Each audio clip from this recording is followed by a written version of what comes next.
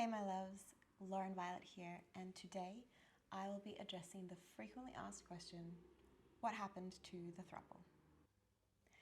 Before I begin, I just want to emphasize that this is a share purely from my account, my perspective, and therefore I will not be sharing anything on behalf of either of my partners, and I cannot share on their behalf.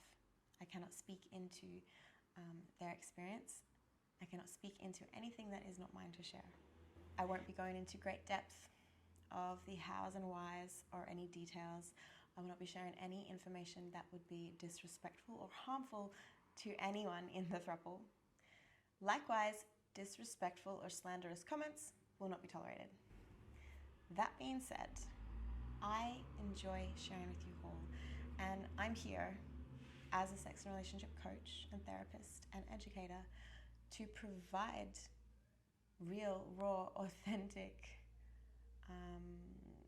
shares of what it's like to be exploring and navigating intimacy, whether you're single or whether you're in partnership, whether you're monogamous or non-monogamous, and any areas of sexuality that you like to explore.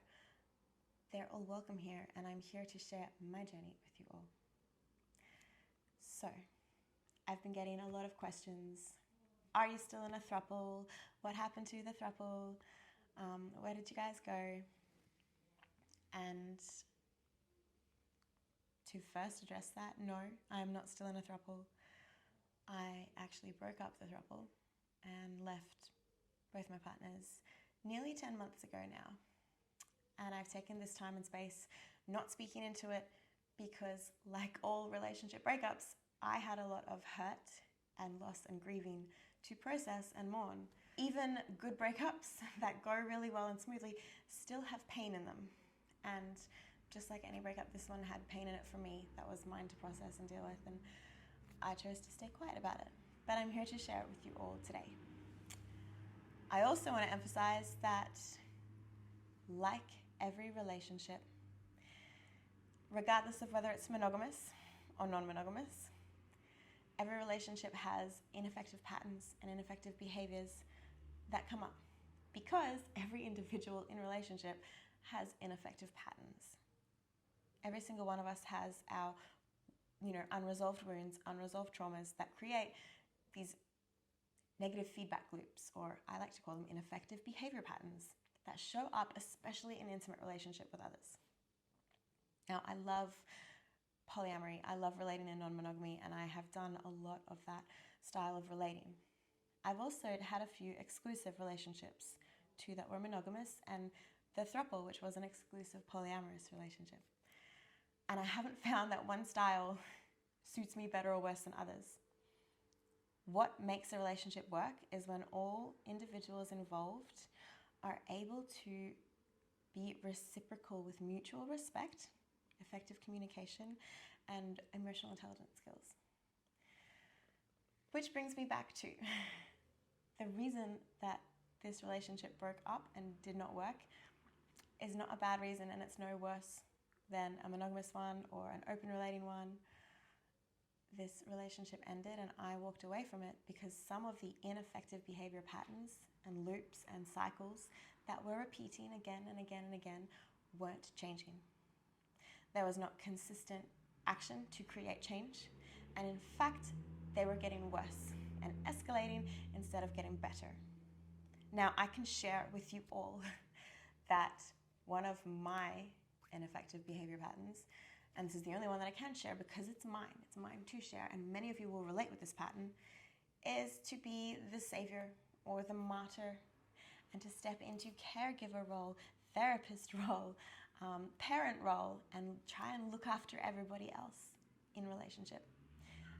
To overgive, to try and take responsibility for someone else's growth and do the work for them, which cannot be done. This, for my entire adult life, has been one of my most ineffective relationship patterns. And it stems from my core wounds and unresolved traumas from childhood. And it is a blessing to have spent so long, so many years working on it, because it means in relationship, like the last one that I was in, the throuple, where I can see it come up because I've built my awareness of it, I can see it come up. And then I can actively work to not continue that pattern.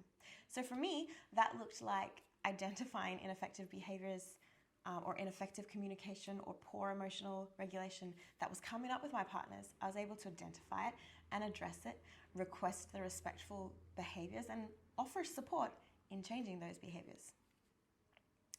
Now, with that awareness and that practice, it also means that when I'm repeatedly requesting that a certain hurtful or harmful behavior changes, I need to see that consistent growth and that consistent effort towards change.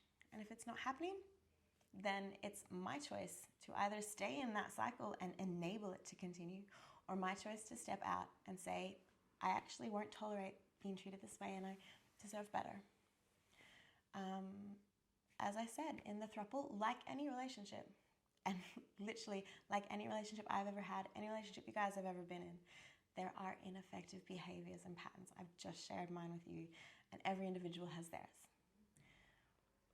When I was requesting that certain treatment, behavior, communication, and emotional regulation was changing, and requesting that more effective treatment of everyone was brought into the relationship, there was not consistent enough change, and there was not consistent enough effort to create that change. Some of those behaviors escalated, and what resulted was my boundaries got very much crossed and violated. And that was what led me to my decision to walk away. So in a nutshell, I broke up the Throuple, and it broke my heart. It hurt me very much. And the relationship itself it's still not a failure. Any relationship that you're in, monogamous, non-monogamous, healthy or toxic, when you're in that relationship, if you can learn more about yourself and your own ineffective behavior patterns and your own cycles, if you can learn more about yourself from that relationship, whether you leave on good terms or not, that relationship has been a successful relationship. It's not a failed relationship. And, that is the biggest takeaway that I want you to all have today, is that any past relationship you've been in can be a successful one if you were able to learn more about yourself and grow from it. As well as, it doesn't matter whether the relationship is monogamous, non-monogamous, swinging, open, polyamorous, complete relationship anarchy. Your style of relating isn't what makes the relationship work or not. What makes the relationship work is whether every individual involved is able to communicate safely, emotionally regulate, as well as emotionally support their loved ones, and show up with mutual respect for every individual involved. We don't tolerate hurtful or harmful behaviors. Boundaries are respected, honored, celebrated, and respected. Now, if you have any extra questions, anything else that you're curious about or you'd like me to speak into, you can drop that in the comments below. If you want to know more about my journey and explorations in all things monogamy, non-monogamy, sex, kink, BDSM, tantra, you can subscribe to this channel, or you can also head over to my Instagram, Lauren Violet Therapy, where I share daily content about either my own personal life and experiences or things that I work on with my clients. I do want to finish this by saying that I have nothing but love and respect for both of my partners. Yes, there was hurt. Yes, it really broke my heart. And yes, it was a beautiful relationship at times. There was beauty in it. And that will forever be there. If you like, you can still look back on our previous videos. I actually watched them the other day, and it brought up a lot of emotions and tears for me, and that's beautiful. I learnt so much from it about myself.